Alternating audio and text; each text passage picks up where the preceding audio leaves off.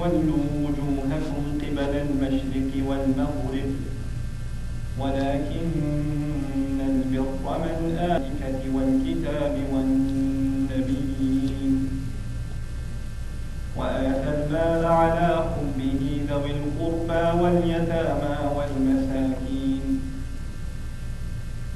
وآتى المال على حبه ذوي القربى واليتامى والمساكين وابن السبيل والسائلين وفي الرقاب وأقام الصلاة وآتى الزكاة والموفون بعهدهم إذا عاهدوا والصابرين في البأساء والضراء وحين البأس أولئك الذين صدقوا وأولئك هم المتقون. الحمد لله رب العالمين والصلاة والسلام على سيد الأنبياء والمرسلين وعلى آله وصحبه ومن استنى بسنته إلى يوم الدين.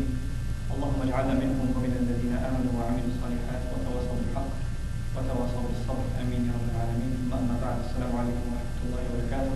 Inshallah ta'ala, I'll be very, very brief, maybe 20 minutes or less, inshallah.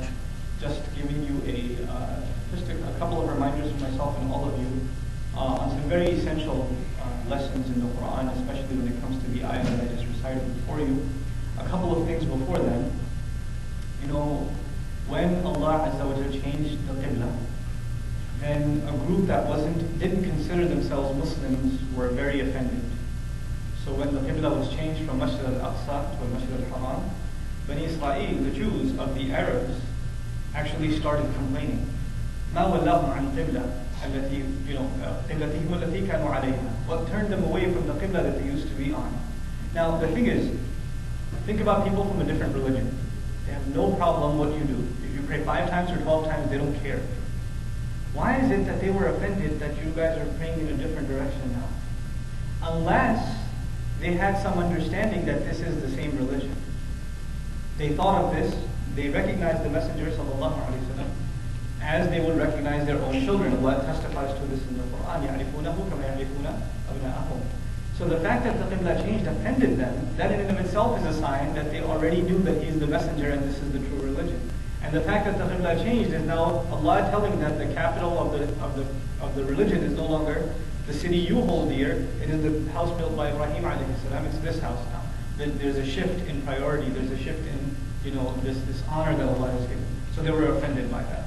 By the way, as soon as Allah talks about the change of the Qibla, He congratulates us on becoming a new nation. وَكَذَلِكَ جَعَلْنَاكُمْ أُمَّةً وَسَطًا. That is how we made you a middle nation. We are called a nation after Allah changes the Qibla. It's almost like, and even in political science, you talk about how first the capital is established, and the flag and all of that, right? It's like an inaugural thing. We are inaugurated as a nation after Allah Azza wa Jalla changes the Qibla. Now, before going into too much of the history, here's another thing. Before the ayat came down, the Messenger ﷺ prayed in the same direction as the Jews. And he fasted on the same days as the Jews. And after the revelation came, now he's praying in a different direction. But he's still fasting on the same days. And then a few ayat later in Baqarah, we get another revelation, and now what changes? شَهْرُ رَمَضَانَ الَّذِي أُنزِلَ فِيهِ الْقُرْآنِ. Actually, before the ayat of Ramadan came, there was another ayat of fasting that we recite before. يَا أَيُّهَا الَّذِينَ آمَنُوا كُتِبَ عَلَيْكُمُ الصِّيَامُ كَمَا كُتِبَ عَلَى الَّذِينَ مِنْ قَبْلِكُمْ لَعَلَّكُمْ تَتَّقُونَ أَيَّامًا مَعْدُودَاتٍ and so on. Those ayat don't make any mention of Ramadan. They don't make any mention of Ramadan. And also because the word here is ma'dudat, ayyaman ma'dudat. This in Arabic is called, this kind of plural, jam'u mu'annath salim, is also used for a concept called jam'u qilla, meaning it's a plural of less. So it's the assumed meaning in the text is less than 10 fasts.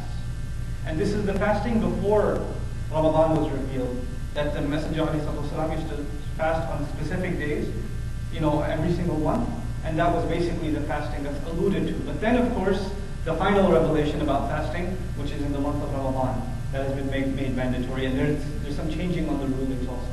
But now that since the fasting officially becomes the fasting of the month of Ramadan, another thing that irks those who thought that this was one nation, that they could get away with insulting the Prophet or not listening to him, because they were used to doing that with other prophets.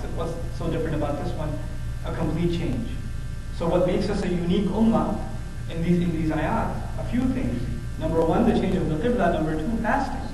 Fasting. And of course, when Allah mentioned the fasting, He didn't just mention fasting. He said, الَّذِي أُنزِلَ فِيهِ الْقُرْآنِ. So this revelation is also unique. Right? That's what separates us from that other nation. Now, before we get to the ayat of fasting, the ayat that I recited before you, I specifically highlighted it for a couple of very brief lessons that are important for our times for Muslims to remember. Because of course we're living in times where generally Muslims are confused about even some of the most basic aspects of the religion. So before I share these lessons with you, I'll share with you the confusion that is generally found. There's a confusion about what does it mean to be a good person. That seems like a very simple thing, right? What does it mean to be a good person?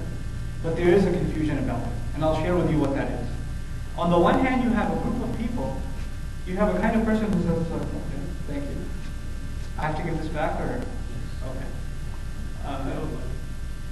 So there are a group of people who say, look, I'm a good guy, I stop at every red light, I go to work on time, I'm nice to my coworkers, I'm a good neighbor, right?